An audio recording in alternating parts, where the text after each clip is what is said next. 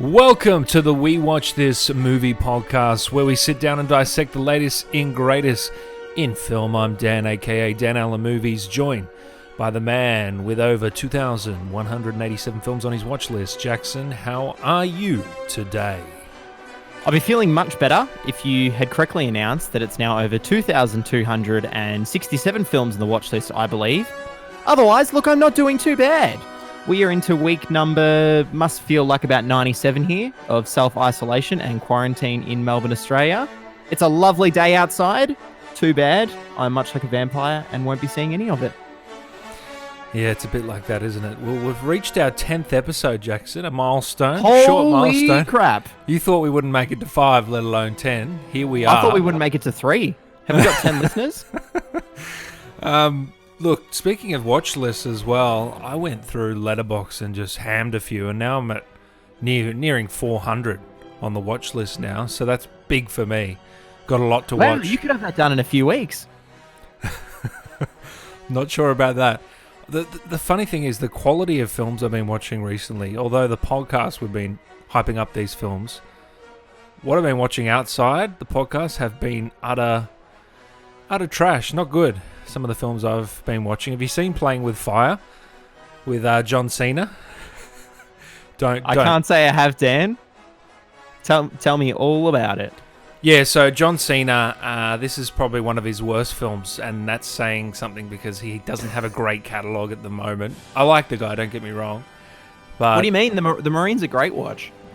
You know what? I used to love that film as a kid when I was, 14, 13, whenever it came out. Boy, I loved it. Looking back, I think I watched it a couple of years ago. Jesus Christ, what was I thinking? It's funny, isn't it? Hilarious. Anyway, today, guys, we're going to take a look at Extraction with Chris Hemsworth, the action blockbuster film from Netflix that just came out a couple of days ago. We both watched it, and we've got a lot of interesting thoughts and a discussion here today. But after the review, we're also going to take some of your questions. We put it to Instagram and all our social networks, and we've got a few questions to hammer through, so we'll do that straight after the review. Jackson, tell us a little bit about Extraction. I'm not brave. You rescue people? Sometimes.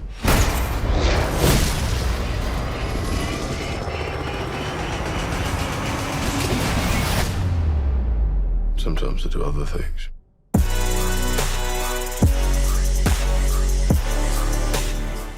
When a terrorist group kidnaps retired CIA field operative Leonard Turner, his son Harry Turner, a government analyst who has been repeatedly turned down for field service, launches his own unsanctioned rescue operation. While evading highly skilled operatives, deadly assassins, and international terrorists, Harry finally puts his combat training to the test in a high-stakes mission to find his father and to stop a terrorist plot. Harry? Yeah, we're talking about the 2015 film Extraction with Bruce Willis, Gina Carano, and Dan Bilzerian, right? No. Oh, you got the wrong movie, Jackson. I think we've watched the wrong movie.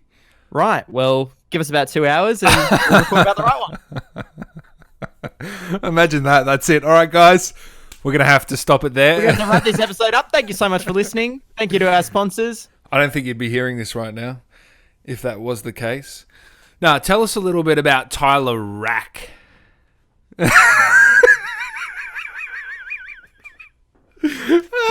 can add that one along the list of you can add that into the official We Watch This lexicon alongside Lord Goldlow. Tyler Rake, go on. Here we go. Tyler Rake is a fearless black market mercenary with nothing left to lose. Haven't heard that one before. When his skills are solicited to rescue the kidnapped son of an imprisoned international crime lord.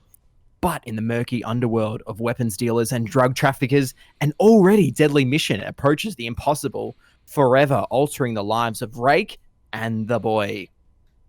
Dan, that's a little bit about of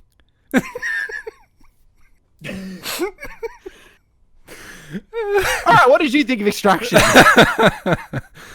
Extraction. Look, I had hype for this film You didn't have any hype, okay?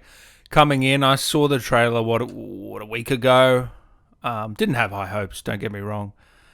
Heard about the film when Netflix sort of announced all their films back in, I think it was January. They went through all their films on Twitter with a lot of standout actors in there, don't get me wrong, and actresses. But Extraction is mindless fun, action, stuntman at the helm, Sam Hargraves, who is the stuntman for all the Marvel films, it seems. He's got a lot under his belt for stunts, and you can tell after watching this film there's a lot of gruesome and brutal action scenes. Really enjoyable, don't get me wrong.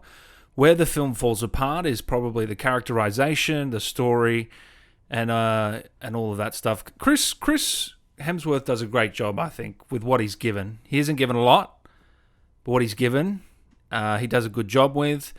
Randeep Honda, who plays Saji, he was pretty good as well. I liked his performance. Every time he was on screen, I wanted to see more of him. The boy, Ovi, look, I wasn't connected to that boy as much as we probably should have been throughout this film. So, look, I'm interested to hear your thoughts about this. I enjoyed it to an extent, but it's not going to light the house on fire. Interesting to say it's not going to light the house on fire there, Dan. The working title and the title for this film, almost up until release, was Out of the Fire. So, very Freudian there. Well, very you know what? play on words. This has got a real B-grade feel to the film. You know, the screenplay, very B-grade. The title, Extraction, very B-grade. The color correction, very dingy, B-grade. But somehow, with this budget that Netflix have given them... The budget, not so B-grade. No, definitely not. And, you know, you got Joe Russo on the screenplay, you got Chris Hemsworth, and then you've got the stuntman director, Sam Hargraves. The Avengers sort of team up here. It ends up becoming, it doesn't feel B-grade. It feels very, very blockbustery, doesn't it? I don't know about feeling blockbuster, mate. This very much felt like a B-grade film on a AAA+ budget. Early on there, mate, you mentioned the word mindless, and that just about sums up this film. There's a lot of gratuitous violence, very excessive. Everything's very superfluous. I'm not quite sure what the plot was behind trying to rescue this boy once. I mean, how are they going to rescue this boy when his dad is a drug lord in prison? We didn't. It's actually making my head hurt trying to think. At 117 minutes, so little happened across so much time. Did you notice? 2 hours, yeah. That the last 12 minutes were credits. 12 minutes of credits. No, I didn't notice that. Are you serious? You might not have sat through it, but my God, that's insane. I remember hitting the play button and it said 157. It said 1 hour 57 minutes. I'm thinking, wow, this is a long action film based on the trailer and the premise. How are we going to do this? And it ended up being about an hour 40. We had 12 or 13 minutes of credits. I don't want to speak ill of anyone working in Bangladesh or India, wherever this happened to have been filmed. It was definitely set in both locations, but I imagine that the labor over there was probably a little bit cheaper. So they might have been crediting a few more people, but there was a lot of 65 million is going to get you a lot of money over there. There was a lot of extras, wasn't there? You think of all those scenes in the cities. A lot of people getting shot in the face. A lot of people. I don't know if they were all different people, but that's hundreds. When they're all wearing goggles and balaclavas, maybe it really just was the one stunt guy getting shot. Who knows? Maybe they could have been cutting corners, and maybe the director was the same stuntman getting killed every time. Look, to think Netflix aren't known for their best work when it comes to movies. A lot of their good stuff is TV, and I think you'll agree, wouldn't you? Yeah, although Netflix are pushing this very hard as one of their prestige products, it's showing up as number one on their streaming service, regardless of if it's a smart TV, a PlayStation, or your computer. If you want to search Netflix, this is going to be your first result. They're really pushing this production. To the best of my knowledge, it wasn't produced by Netflix in any capacity other than being by distributed them and put on their streaming service as its official release. We're talking about the movie here. So I believe they've probably bought this one for quite the pretty penny, and now they want to get their money's worth. But this is by no means an amazing picture. Chris Hemsworth, really, the rest of the cast do what they can with a pretty mediocre script, and he and his fellow actors are deserving of much better. You Mindless liked him in summed this this? up really well. I did like him in this. Yeah, I liked it. He was I really likeable. liked him in this, but he had very little to do. Very taciturn, soft-spoken performance. He didn't have a great deal amount of dialogue. In fact, in the first 45 minutes, I think he would have been lucky to have gotten one or two lines in, other than saying the words "move" and maybe shouting something here or there. Very reminiscent of watching Sylvester Stallone in a Rambo film, just with a lot less slurring. Well, what's good is they actually let him keep his Australian accent. I thought they were going to make him go American. It's bizarre to hear him Finally. with an American accent, isn't it? Sorry, with an Australian, I should say. We're not used to it. It is weird, but it was a nice approach, and they showed him in Australia in the Kimberleys. Great setting there, and he even had some of the quirkiness of Australians. I think he said "for fuck's sake," and just little quirky mannerisms that we would pick up on. Yeah, happy to see an Australian represented like that in film. Maybe not in such a problematic picture here, where he's coming in as a white savior. The only person that can save an Indian boy happens to be a big blonde, brash Aussie. But Bit racist. I'm sure we're going to get into that. Yeah, I know. Why couldn't Sarju, played by Randeep Hooda, as you said, why couldn't he have saved this boy? I mean, he was ex-special ops. He was more than capable. Yeah, I don't quite get what he was trying to do. They were trying to. Why did they bring in Chris Hemsworth and this crack team that would have cost them probably millions to save this boy when he could have done it himself? I was watching Chris Struckman's review on YouTube, and he put it perfectly. He said, "This screenplay, because it's Joe Russo, yeah, this will get made. Big name, big money. If you're an up-and-coming screenwriter and you present this, straight to the trash." Yeah, this really was a screenplay straight out of C or D grade trash. If this were made 10 years ago, you wouldn't be surprised to see Steven Seagal or Dolph Lundgren in this role. But the story is literally just an excuse for the action set pieces. That's why you're watching the film, for the action. Like I said, mindless action. And don't get me wrong, the action scenes are quite good, I thought. Throughout, I was really engaged, and I think a lot of stuntmen will study this film. I think a lot of up-and-coming action stars will watch this film, see how they did it, because there was a lot of interesting stuff in there. Not necessarily anything new, but it was brutal. It was well done, the action scenes, and I think for action junkies, they would enjoy this. But if you're coming in for a thick plot elements, twists and turns, characterization, much of a story, yeah, you're not going to get it with this, are you? If you're coming in for anything other than watching a white man gun down Indians, which sounds like it could have been a Western made 60, 70 years ago, then I'm sorry, it's not going to do. Look, this probably could be best summed up as a dad movie. Yeah. Not just because it's a movie about dads or thematically about fatherhood, but with nothing else other than guns and shooting. It is very stock standard. It's very stock standard where our main protagonist, Tyler, can I call him Tyler Rack? The rest of Tyler Dan Rack. Allen Movies, this is your podcast. You can call him whatever you want. In fact, I might just call him Chris Hemsworth. Tyler Big Rack. Did we even know what his name was until 45 minutes in the movie? Oh, I think they mentioned it, but they didn't do a good job with that. He didn't do a good job of much of anything. He was very stock standard in the fact that he was. We've seen it before. Oh, he's a drunken guy. He's got a past. It's like we've seen this so many times. He didn't even seem that drunk. Couldn't we get a scene of him throwing up or vomiting on himself? If we're going to get people breaking their noses to put them back into place, and people getting stabbed in the chest and machetes and just ridiculous action, couldn't we have got him just doing something absolutely foul? He didn't seem that broken. I mean, if you're going to have a mercenary, what other kind of mercenary is than someone who's hardened and harrowed with lots of demons? But he didn't seem all that distraught. He just looked like he was out there in the Kimberleys enjoying a beer amongst the mates. Come on, leave the guy alone. Do you know who was actually attached to this project to work on it? It wasn't Chris at the start. It was actually Bruce Willis and Arnie.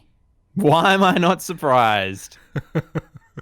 And you can Considering I mixed up my plot synopsis here and had another Bruce Willis film named Extraction, it's really...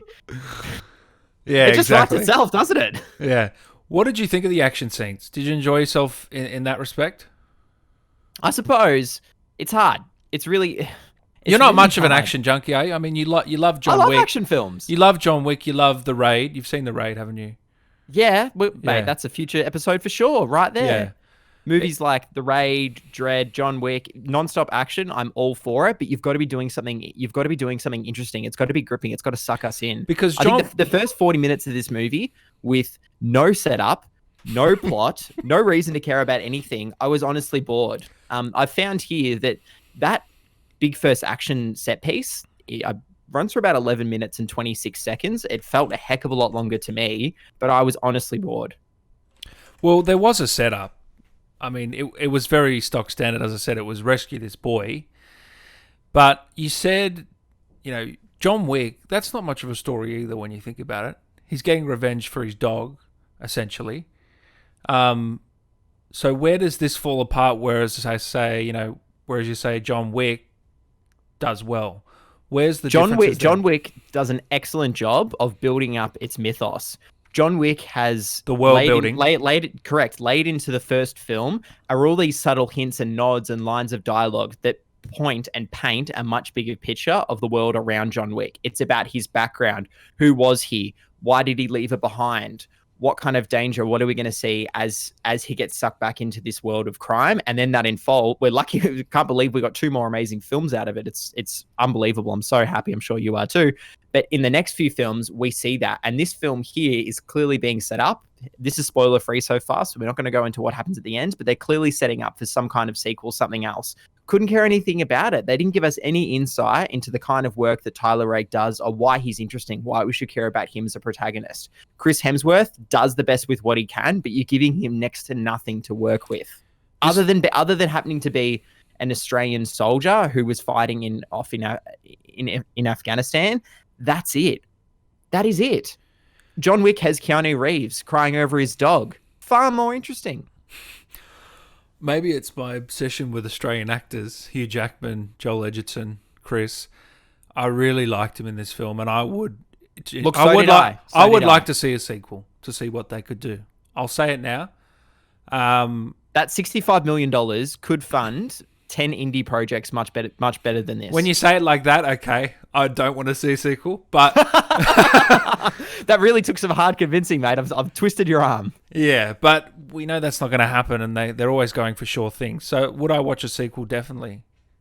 He carried the film for me. Although the supporting actors were great, the Indians there, I'm not going to butcher all their names.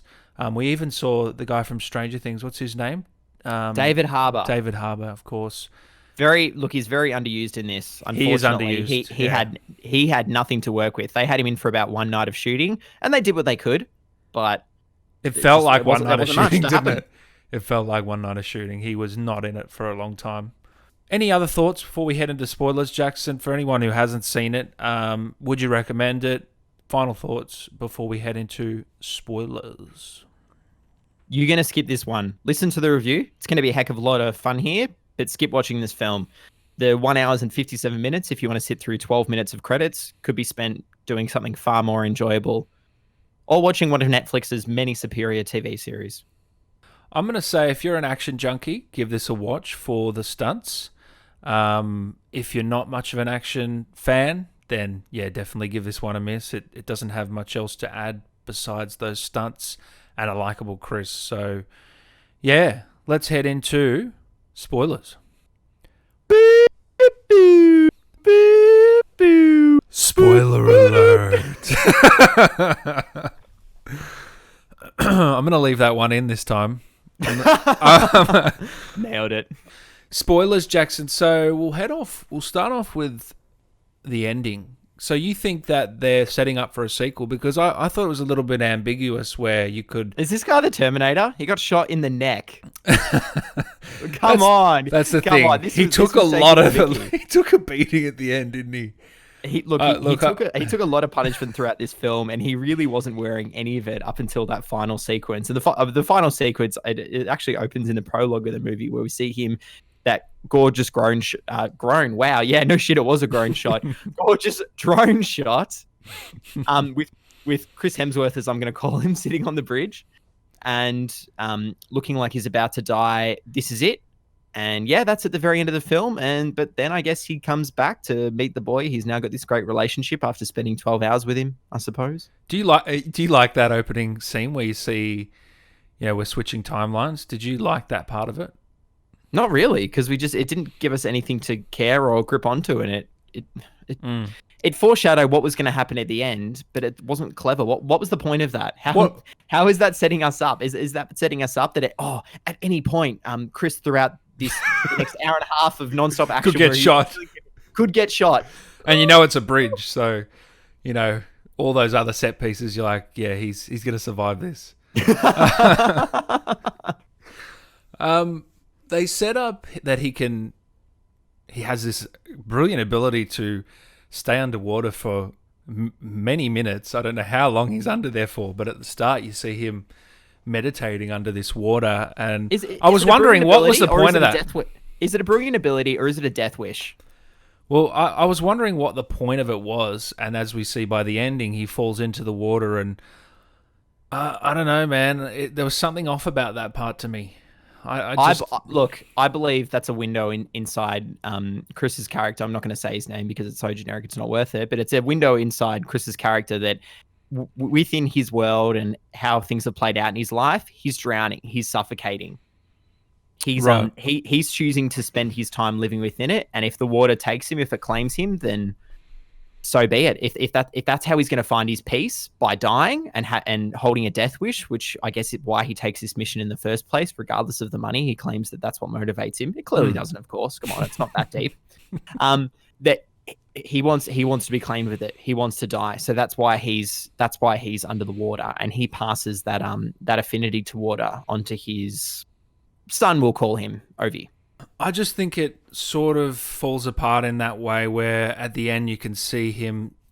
It looks like him. It's a blurry image as Ovi comes up from the water.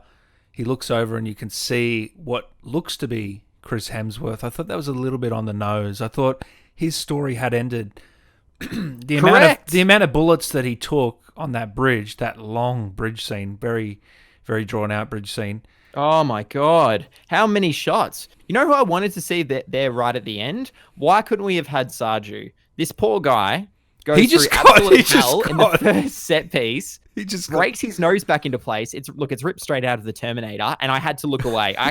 This is one point in the film where the violence was so gratuitous, so gory. So did Cheney. Did you have the same experience as me where you had to turn away while he was breaking his nose? Yeah, I didn't. Cheney did, my girlfriend. I called it. I called it at that point. Now, he breaks his nose and then he's just gone for the next 45 minutes. Was he sitting by his mobile phone that entire time waiting for this call from Chris? What was he doing? It wasn't 45 minutes, but I know what you mean. It was. He disappeared. It wasn't that long. We finally caught our breath sitting in David Harbour's He went to his house. family's house. We had that scene. No, he didn't. Really? No, he called them. Oh, that's right. Sarju never spent any time with his family. The first time he walked into that hotel room, shortly after breaking his nose, I believe, he did call his family. So we had a window, and that was setting up his turn to good, I suppose. There was a scene with the family. Maybe it was earlier on, where he comes and looks at his son. But yeah, he got shot off pretty. It felt a bit abrupt. It felt like he didn't get his due there for his death. I don't know. They built him up in a decent way where you thought he would... definitely not. He had a family to return to. Why couldn't we lose Chris Hemsworth? I want to see my Sarju sequel, God damn it. So Sam Hargraves, his first movie here. How do you think he went? Stuntman turned into director usually doesn't end well, does it? Bullshit. David Leitch and Chad Stahelski. Come on. John Wick, Atomic Blonde. Deadpool 2. We're getting plenty of winners out of those blokes. I guess, but that's two and how many? A pile of how many? It's a needle in a haystack. But anyway, yeah. What did you think of his role? We've said it. He didn't have much to work with the script. He did his best. He's clearly talented when staging this action and blocking and getting some great cinematography. But he and the actors just had so little to produce on screen. This wasn't the best debut feature. Could we see something better in the future from Sam Hargrave? Sure, I suppose, but I'm really interested to see what he does next, because all of his short films are action as well. This being a big action film, as we said, he's a big stunt man, very well known in the industry. If he can get a nice story together and put it to screen with some good action actors, I think he can come up with something really good. So I'm interested to see, but it probably would be a shame if he and Chris ended up doing Extraction 2 or whatever that was called. I think that would be... Yeah, I agree with you. I think there's better things both guys could do. But yeah, it comes down to the screenplay for me. That's pretty much what it comes down to. Everything else I didn't mind. The cinematography, the action. What did you think of some of the special effects? The practical work was all Yeah. fantastic. Anytime there was anything practical on screen, be it a car exploding, a crash, shooting, fighting, fantastic. But some of the CGI was just rushed. Like, we're talking minutes left to go before the final edit has to be sent through, and there's like basic Adobe After Effects stuff happening here. It just... One scene that really stood out for me was the end of that long 11-minute action set piece that we saw, the one-shotter, or it looked like one shot. At the end of that, the truck explodes. I thought that was really bad CGI right there. Did you notice that? That particular point, I said, geez, what happened there? Yeah. Did the team give up? That was the one, and maybe some of the helicopter scenes, but there wasn't that much CGI, was there, in general? I think a lot of it was practical. Look, if it's things like blood squibs being replaced by CGI, sure, we understand. They're only quick flashes on screen. That's a-okay. And there's always going to be touch-ups. You said how the film looked dirty and grimy. Well, that's all going to be done color correction in the post-processing process, I suppose. But yeah, I mean, $65 million and you can't buy a decent-looking explosion. I don't know what went wrong there. Maybe it's when Netflix stepped in and they rushed to get this one out, I suppose. What do you think they pay Chris for this? $65 million budget. What do you think he walks away with? Oh, I've got no idea about the acting pay scale, about how acting somewhere like Bangladesh or India works. I imagine that he and the rest of the cast are part of a Screen Actors Guild, the Screen Actors Guild or another one. So they've all got to probably take some kind of union pay or something on board, but he's at least picking up more than a few million for this. The guy's a huge box office star thanks to the Marvel movies. In fact, what else have you seen him in other than those? Vacation. Fantastic. There's the word again. Fantastic performance in that. He's actually a very good comedic actor. And although this is different to that, he's got good timing, and he should be in more comedies. Very good supporting comedy act. He was in Ghostbusters, terrible film, but he was the only thing good about it. He was in, what was he in? The Snow White movies. They were terrible. Oh, right. Have you seen any of his dramatic work? The Huntsman, that's what it's called. Dramatic work. I've seen him in The Heart of the Sea. Have you seen that? I thought he was pretty good in that. No, I've heard many good things. Black Hat, he was okay. I'm trying to think back. I'd have to get his IMDb up, but he does have range, and I saw it in this film, especially that scene where it's a one-on-one with him and the boy Ovi. He actually breaks down emotionally and starts crying. Not a lot of action stars could show that vulnerability, I don't think. No, I agree. I really enjoyed that whole sequence when we actually stopped, caught a breath, and it kind of had me wondering, why couldn't we get this at the start of the movie? It felt very much like they were cloning that John Wick formula where we're going to hit you with a whole bunch of action, and as it unfolds, then we'll slowly reveal the story piece by piece. But here, it just wasn't all that interesting. There wasn't much going on. Chris Hemsworth really is deserving of a much better dramatic project. I agree with you, though. I want to see him in more action roles, less of the Marvel stuff, something else where he can really be put to good use. So maybe something a bit tongue-in-cheek. Do you know this movie's tone just wasn't right for it? Guess what he's working on next, Jackson, after Thor? The Hulk Hogan biopic. There's a Hulk Hogan biopic. He's playing Hulk Hogan. Yeah, he's playing Hulk Hogan. That's going to be very interesting to watch. Yeah. You're kidding. No, serious. Yeah.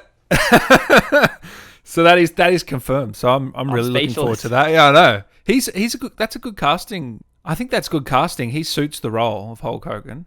He's got the build. He's got the charismatic charm. We'll see. We'll see how it goes. It could be a flop, but we'll keep an eye on it.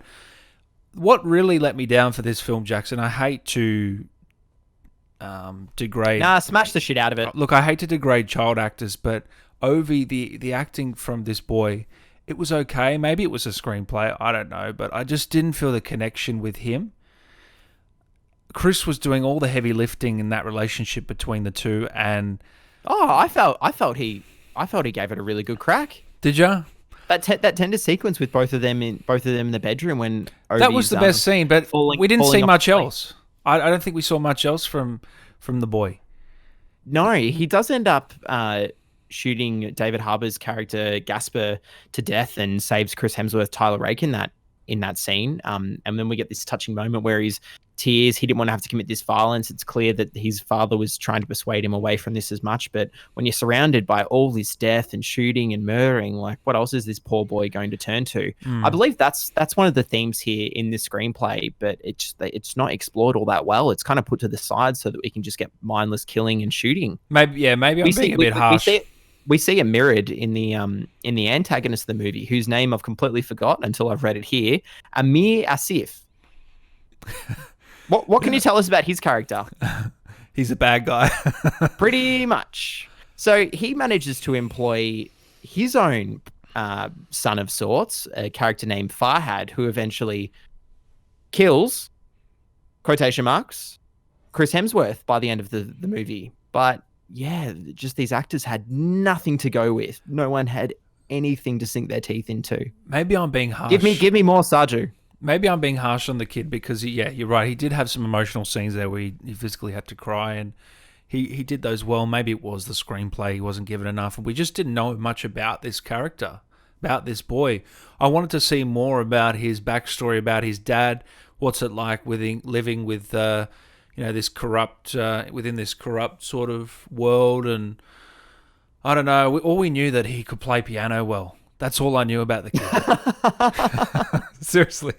So, I did enjoy the nod to Goodfellas. I think it's impossible now to not host a party or a nightclub scene and not have your tracking shot from outside the building inside and talking to different characters. It's the Copacabana, but look, hey, it's their movie, not ours. And if we were doing our own film, we'd probably do it too. Yeah, exactly right. This is a big passion project of sorts by the Russo brothers, and it's kind of got me concerned for what's next on their plate. This screenplay was written by Joe Russo and produced by both Joe and Anthony, and it was adapted from a comic book that both of them penned alongside a comic book writer named See Your Dad. So See Your Dad was about Tyler Rake going into a foreign country. I believe it was a Spanish country, could have even been Portugal. And rescuing a girl known as Ava Roche. Here it was adapted, probably to appeal to the Indian market, I imagine, with Indian actors and a young Indian boy. I don't know why I couldn't go in and rescue a young girl, but with all these scenes of fathers and sons, I guess they wanted to keep it thematically. I appreciate it. Did we see a woman in this? We saw one woman in the film. And she was slightly a badass, but she wasn't given anything to work with either. Look, she was able to fire an RPG, and if you're firing an RPG in your movie, it's probably an automatic point from me. Well, she ended up killing the bad guy at the end as well, but anyway, go on. Yeah, I guess they gave her 2 minutes, no character, but 2 minutes of action. We appreciate it. So the next movie from the Russo brothers, which looks really interesting, is Cherry with Tom Holland. Have you read into this one at all? This is coming out?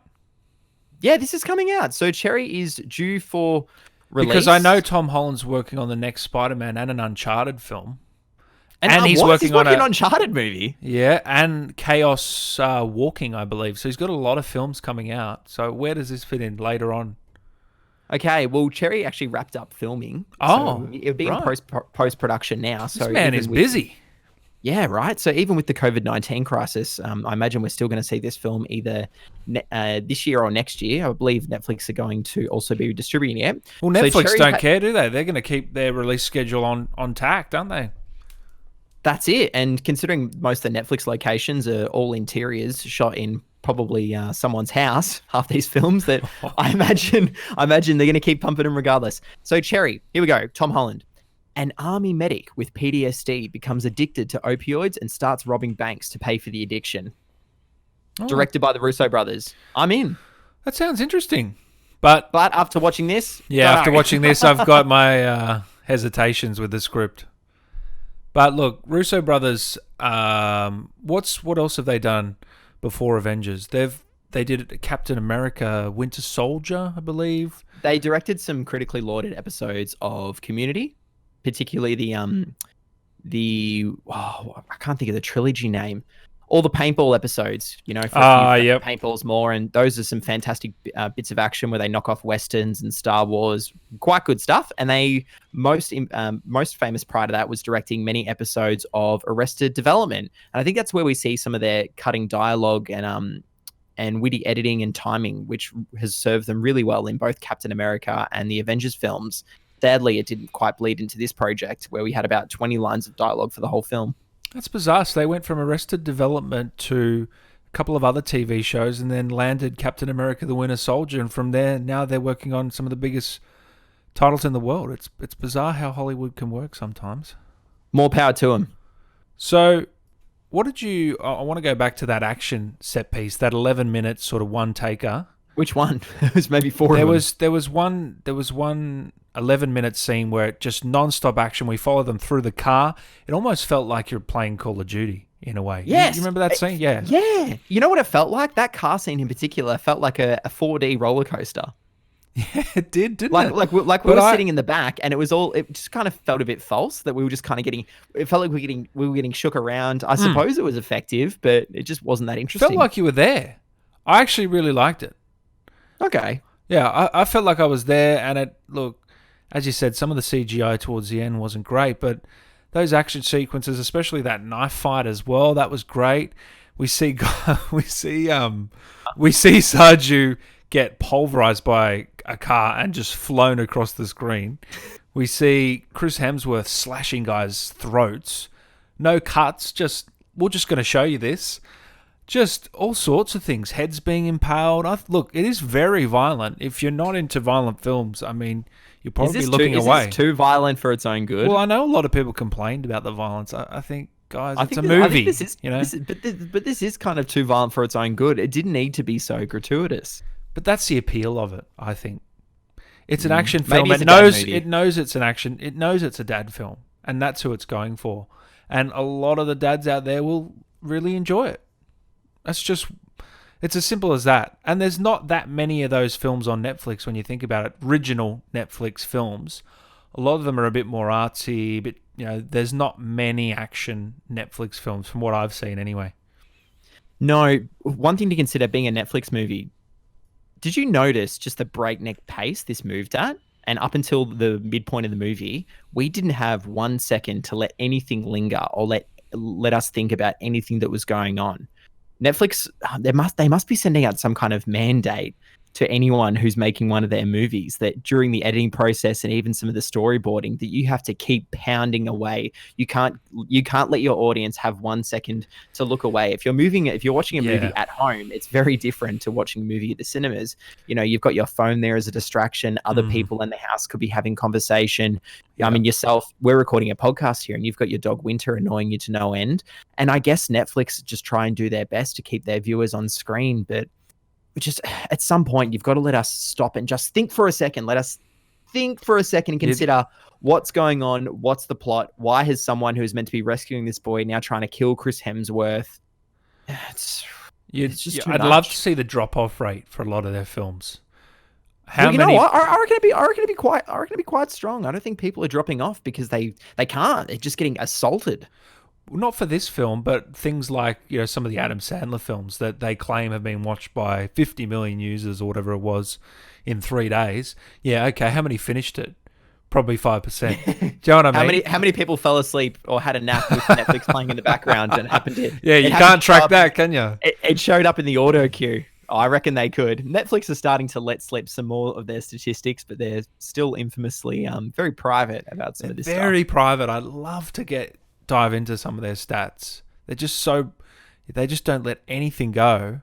and nor do they have to, really. Correct.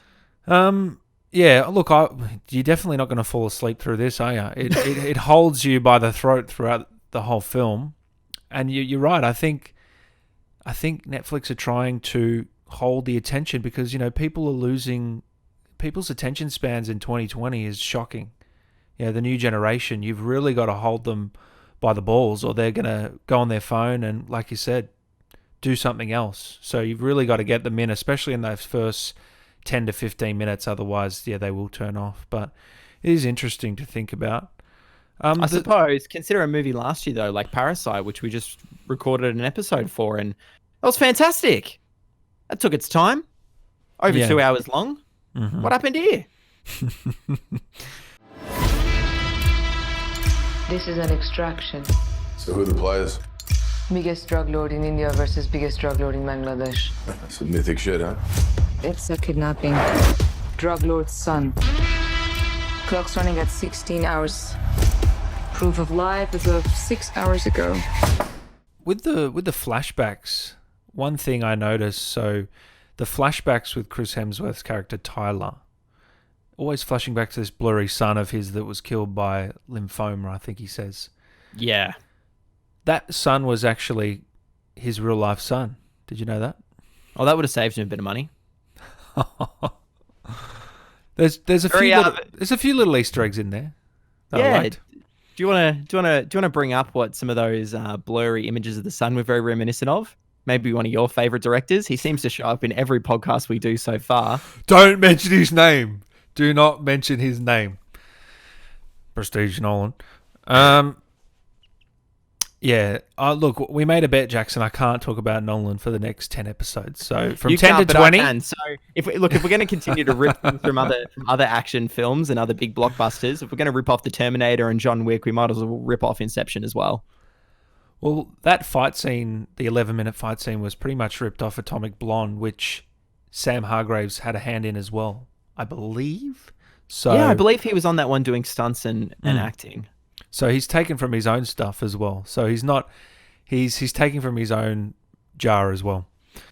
It's not that creative though. Like if you've seen it in Atomic Blonde and the John Wick series, it's all happened before. Nothing here is that revolutionary. Even the locale, it just feels like we're playing a Call of Duty game. And if I want to play a Call of Duty game, I'm going to watch. I'm not going to watch it. I'm going to fucking play a Call of Duty game. Yeah. Well, so before we head into some behind the scenes, what do you want to see a sequel? You don't? You think they're going to do one? Give me Randeep Hooda in a prequel. That'll do well. This guy has something to him. All right, I've done some deep dive. Not only is he an infamous, or not infamous, I should say, a famous actor in India and considered one of the most famous. He's known as celebrities. He is known as the Matthew McConaughey of India. Just so you know. Go on. All right. Give me him in a prequel. I want to see Sarju when he leaves the special forces. I want to see him getting roped back into this world where he ends up under the guard of Ovi Senior. That's what I want to see. Why did he have to die in this movie? Can we bring him back? Unfortunately not, Jackson. He doesn't have underwater. And you know what I found? Breathing techniques. He's also a prized equestrian rider. Couldn't we have got a horse chase in this? That is a very random fact. Where's my horse chase? That was the one thing it was missing, wasn't it? A horse chase with some RPGs. Yeah, we had That's in. That's the prequel. That's our premise. That is in Chris Hemsworth's last action film, 12 Strong. Forgot about that one. He literally rides a horse into Afghanistan. Stop the presses. Next week's episode, 12 Strong.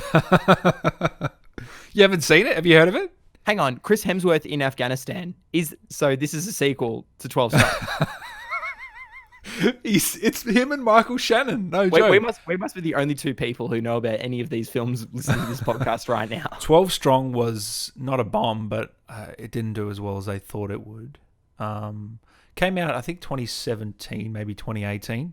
Glowing praise. It was all right, but yeah, we can go into that another time. All right, so Jackson, why don't we talk about our favorite scene of the film? not many to choose from in your eyes, but Well, the 12-minute credits and turning it off at that point, that was pretty good. sounds like me from one of our first episodes. That was Bloodshot. For me, I'm going to say it was that scene with Ovi and Chris sitting down in that bedroom and really seeing the emotions of Chris come out. I couldn't believe it when he started crying to that degree. I thought it really showed his range as an actor and really elevated the film a little bit, where you actually did feel for both these characters slightly. I mean, like I said, Ovi, something was missing there. Whether it was a screenplay or him, I don't know. I don't want to be harsh on the guy. He's a good actor, the kid anyway. But yeah, that'd probably be my favourite scene, along with some of the action set pieces. I mean, there's plenty to choose from as well. I enjoyed David Harbour showing up.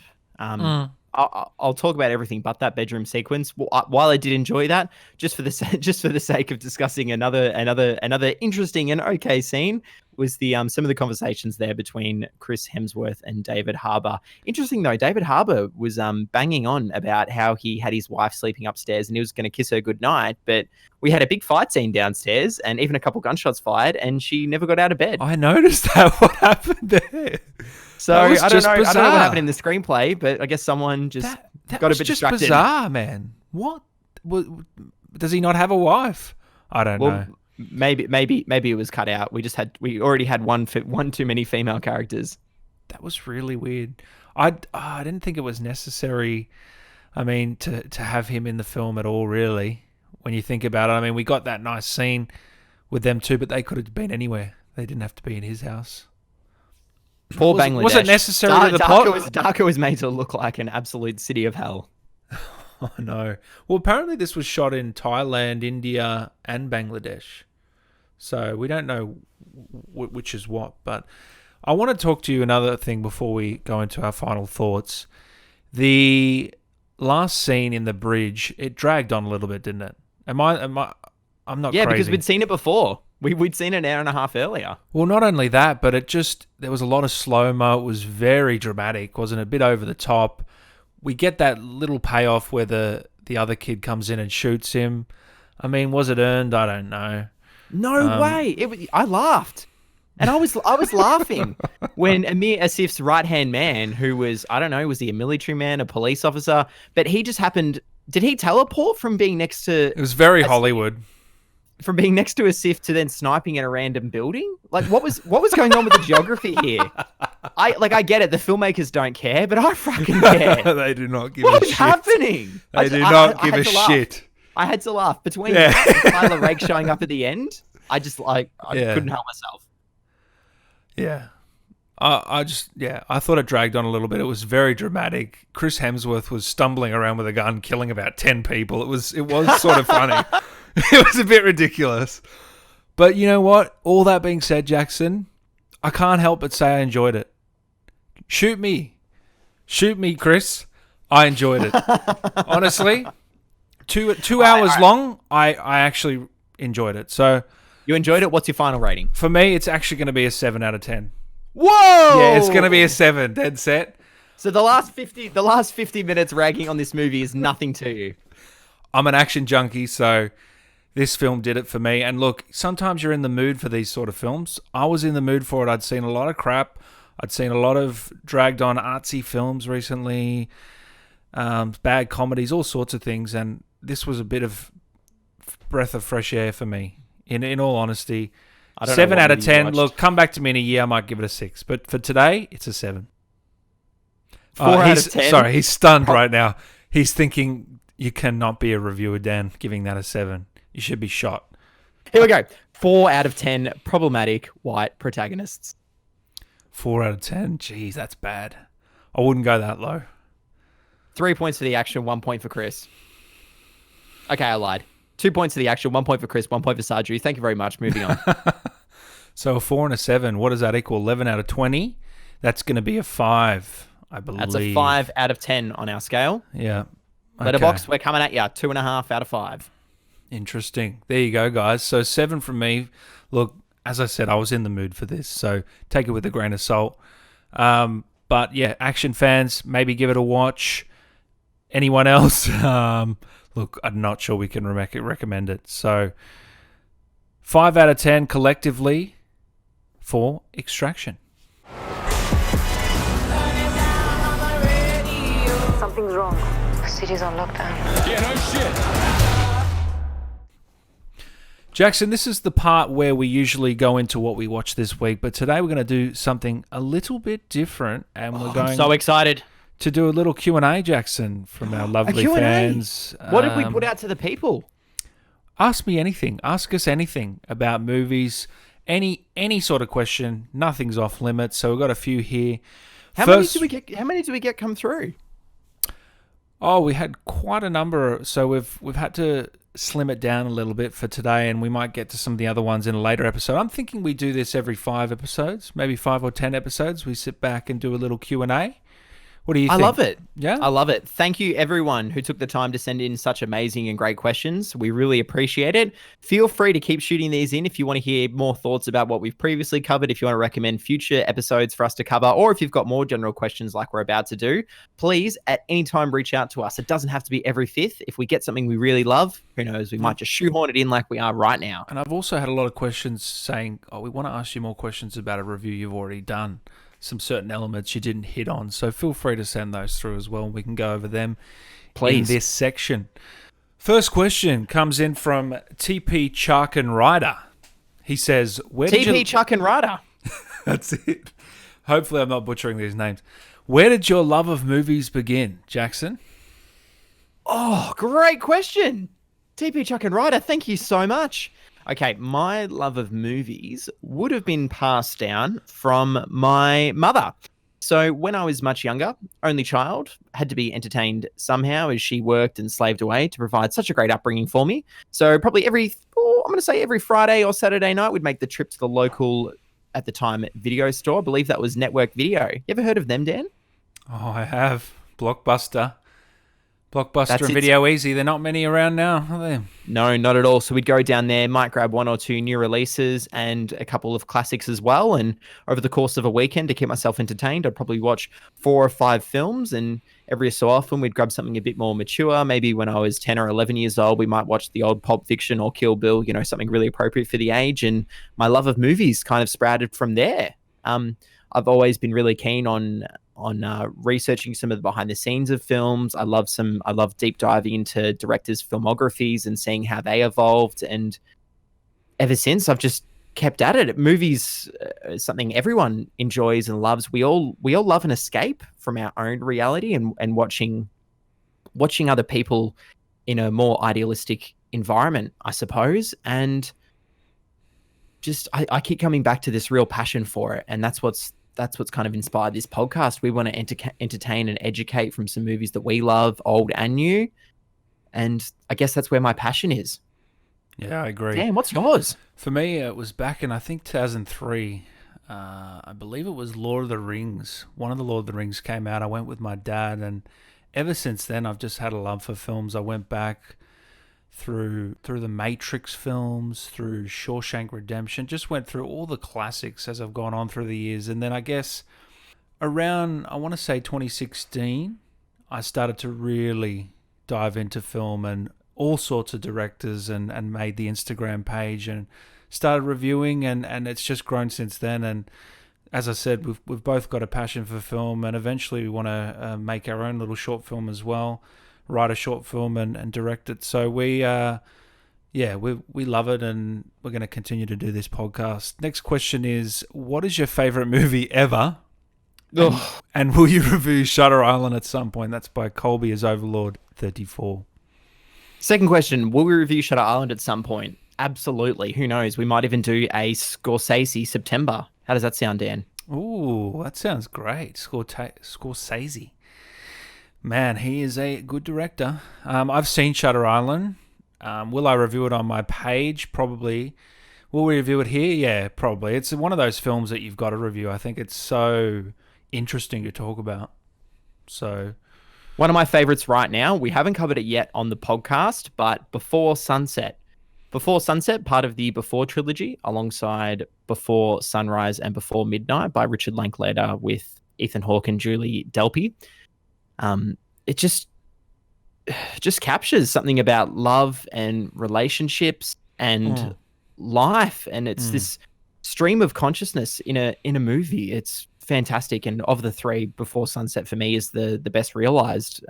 Due in part to the movie's ticking clock, we know that these two characters only have so long to rekindle, and we're not quite sure where it's going to go. It's full of twists and turns, which is amazing because the 100 minutes plays out in real time. It's I can't gush over your it favorite. enough. That's your Although favorite. We will. That's your Right favorite now, of all time. That's one of my favorites. We Yeah. have covered It's hard to Mulholland Drive give on this podcast, another Yeah. one, but it's really hard to give a solid number one. is. Ask me tomorrow, and who knows? I could give you something like Terminator 2. Yeah, it's very difficult at the moment for me. Number one, being a Batman fan, is Dark Knight. Heath Ledger and Christian Bale. Oh, who directed that? I can't Don't say say I can't say his name. But going outside that universe, I'd probably say Shawshank Redemption would be my favorite film. Oh, I don't know too many people that like that one. Yeah, exactly. If you could redo any DCEU movie, what would it be, and why would it be Batman vs Superman? That's from Pike. One word. You know what, Jack? You know One what? word, 2 syllables. Martha. Oh, Jesus.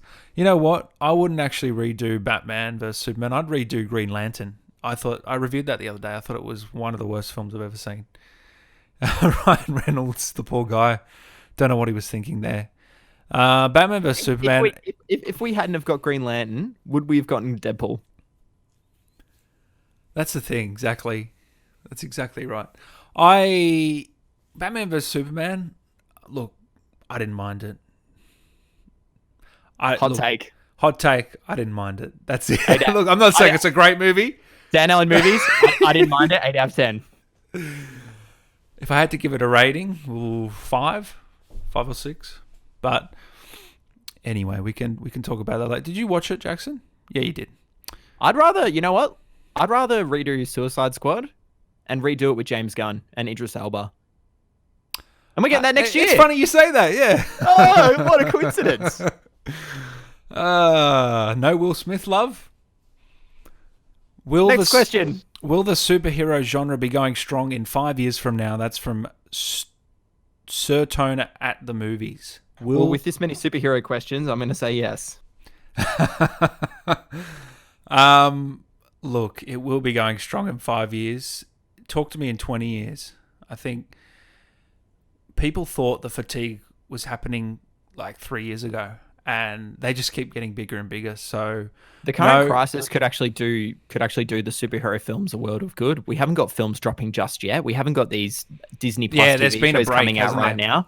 So this could be the rest the world needed to keep it going for another 10 decades. The last one we saw was Harley Quinn, and no one saw that.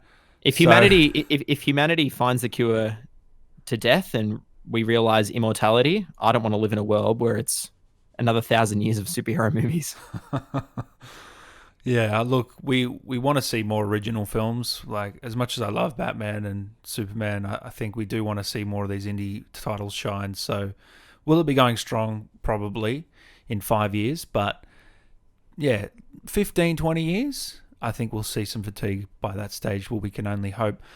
We've got a question here, Jackson, from Feather, Heather, and Pleather. Okay, it's a long one. Arguably, life is divided into two parts, duty and welfare. The system of life is broken up into several subcategories: medicine, beauty, wellness, education. Entertainment is a contributor to our spiritual wellness.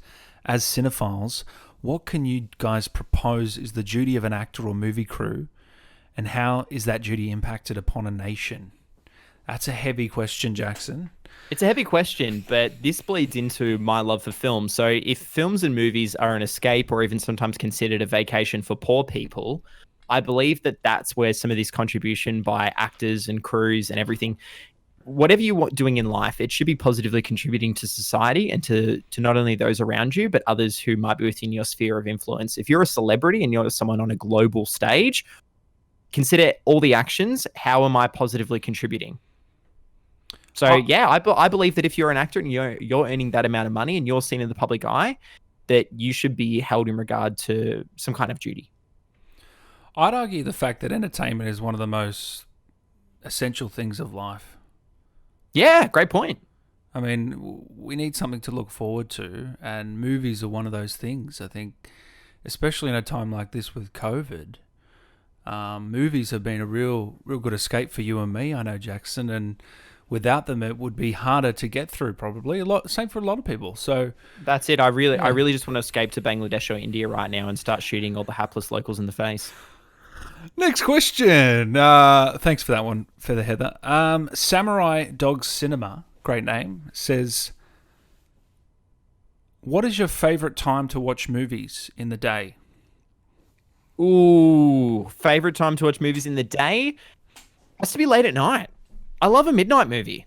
There's something about that mood when you're up late. It's a little bit naughty. You kind of want to retire. You kind of want to keep going, and you're kind of in the mood for almost any kind of picture, whether it's some kind of trash, if it's a B movie, or even something that can make you think. Sometimes late at night, the world stopped. You're distraction free. There's no pressure, and you're kind of up for anything. What's yours?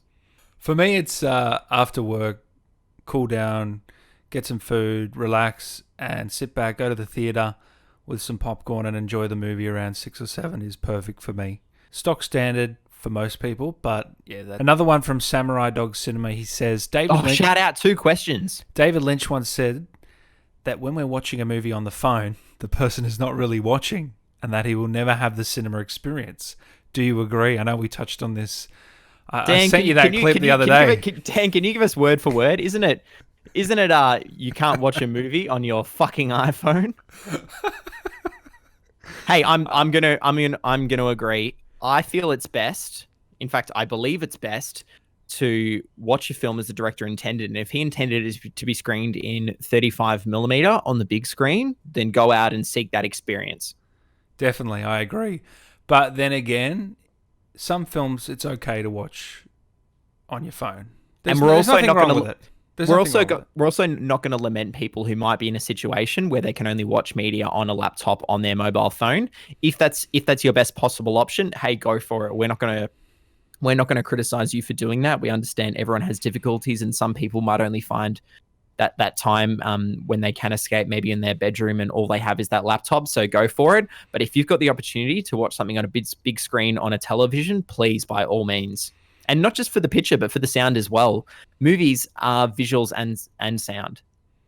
Yeah, I think sound is a big factor in it when it comes to phone watching. But there's been a lot of films and TV that I've watched on the phone and still enjoyed. So I don't agree with him in a sense. I don't agree with him in a sense, but I do agree that it's always better to watch in the theatre. We don't want to lose that experience. Thanks for those questions, Samurai Dog Cinema.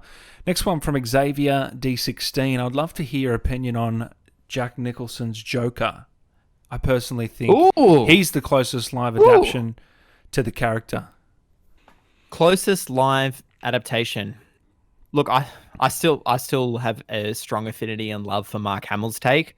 I know it's an animated. I know I'm twisting the question and I'm kind of dodging a bullet here, but I still really love his take on the character. I prefer that to Jack Nicholson. What Jack Nicholson did with that role really elevated it in 1989. And not only, I mean, without him, there's no way that movie would have been as such a big success. It's not the greatest film in the world, but his role, his part of the production certainly helped elevate that one. We haven't got a big playing field here in live action adaptations. Who have we got? We've got Joaquin Phoenix, of course. We've got Jared Leto. Is there anyone else other than Jack Nicholson who's Cesar Romero? Okay, let's rank them. Who's last? Jared Leto? Yeah, I think that's safe to say. Cool. That's safe to say. After that, we will have Cesar Romero. I mean, if we're talking about the Clown Prince of Crime, then that was him in the 60s TV series, but he really had not much else to do. It's not his fault. Guy could have shaved his mustache. He didn't, whatever. Don't forget Heath Ledger either. Oh, my God. Okay, Heath Ledger. Whoa, that's better in the works. How did I forget your favorite film? I know. Okay, no, Heath Ledger was the best. Okay, you agree. That was a very long walk around the block for a quick answer. Yeah, for me, it's Heath and probably second, maybe Jack or Joaquin. It's very difficult to say. Look, for me, Heath put on a phenomenal performance in The Dark Knight. I think Jack was a pioneer in a way for the character in a live adaptation. He was very true to the animated series, Jack. If you put all of them together, I probably agree that he's closest to that animated side that we've seen. like a Mark Hamill sort of approach. I love Mark Hamill as well. I agree with you there, but for me, it's Heath. We wouldn't have had Heath if not for Jack. And I'd probably say followed by Joaquin. I thought he was very, very good last year in Joker. Next question. Chris Pratt 1234 has said. Oh, wonder what their question's going to be about. You'd be surprised. With the current pandemic, where do you think movies will go? Straight to streaming, brother.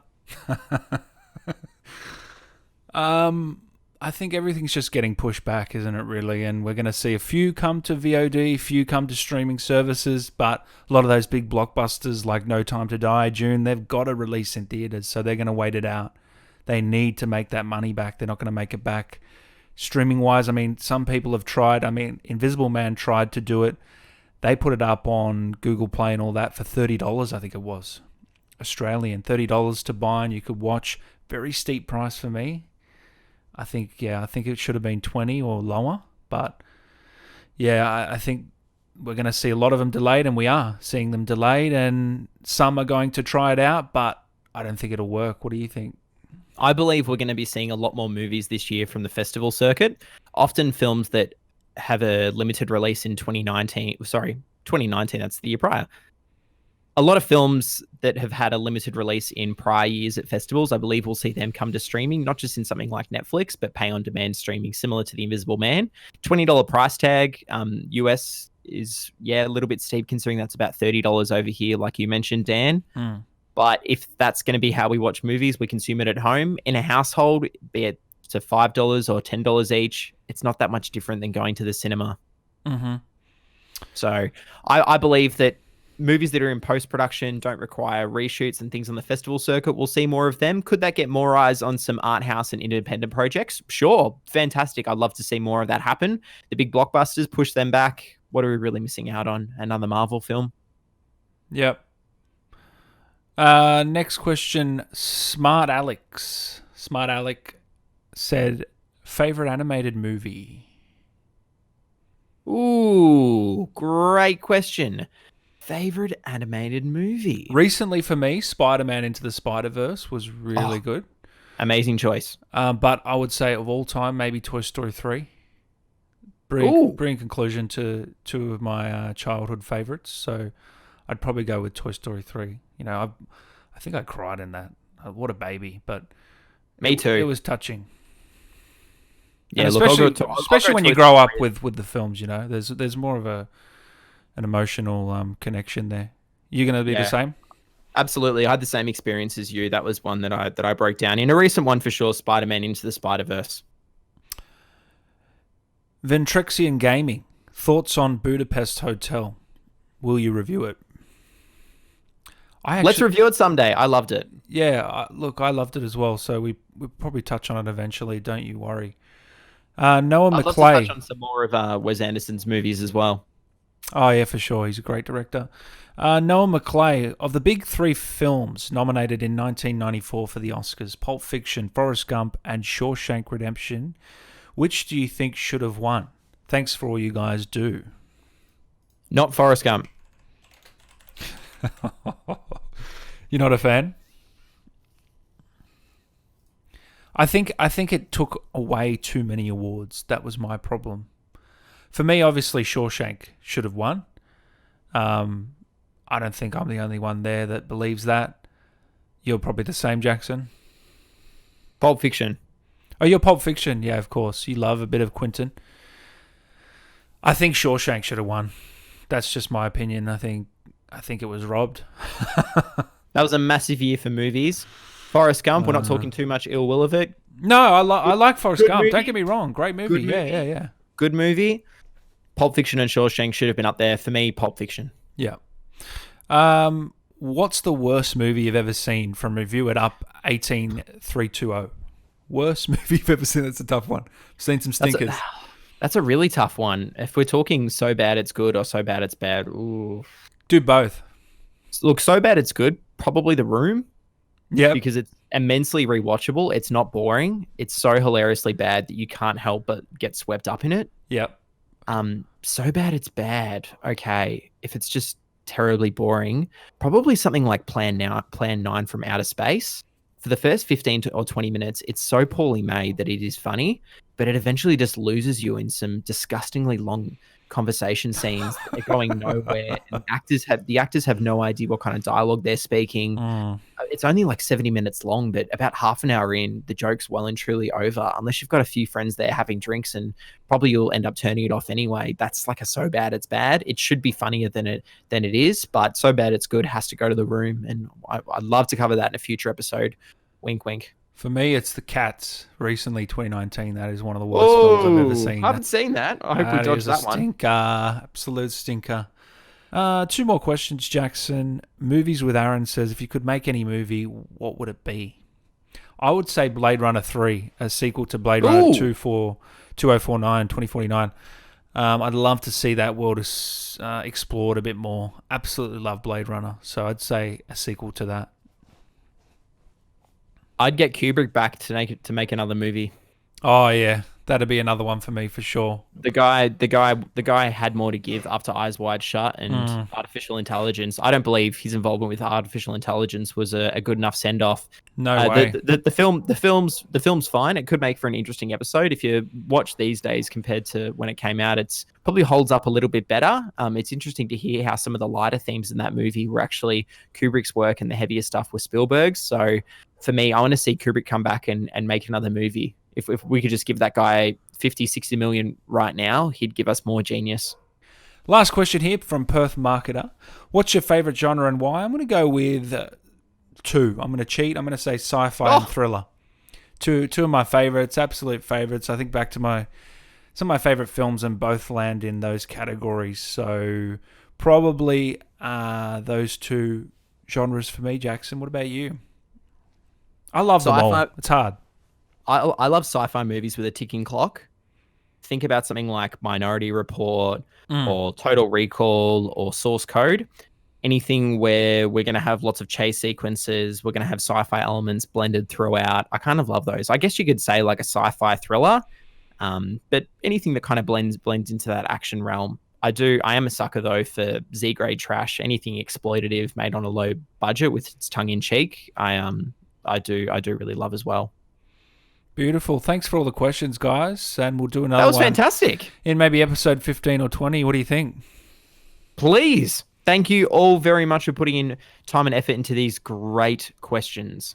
Oh, I got one more. I skipped over. Let's from a friend of mine, Mitchimus Prime. Okay, we got to answer this. Shout out to Mitchimus Prime. What rating did you give Cat in a Hat out of 10? Anything lower than a 9 and you're a knob. Well, I don't want to be a knob, so I'm not going to rate it. Yeah, we're both not going to rate it. We do not want to be knobs. Thanks, Mitch. Thanks, Mitch. Anyway, guys, thanks for tuning in to today's whopper of an episode, Extraction with some Q&A. It's been a lot of fun. Next week, what are we taking a look at, Jackson? Dan, next week, we're going to be tackling a very polarizing and divisive film that came out last year, featuring one of the best up-and-coming actresses in Hollywood. What else could it be but the folk horror movie from Ari Aster, Midsummer? Oh, it's going to be a good one, Jackson. I'm looking forward to this. We've both got different opinions. Mine on the not so... What would you say? Not so...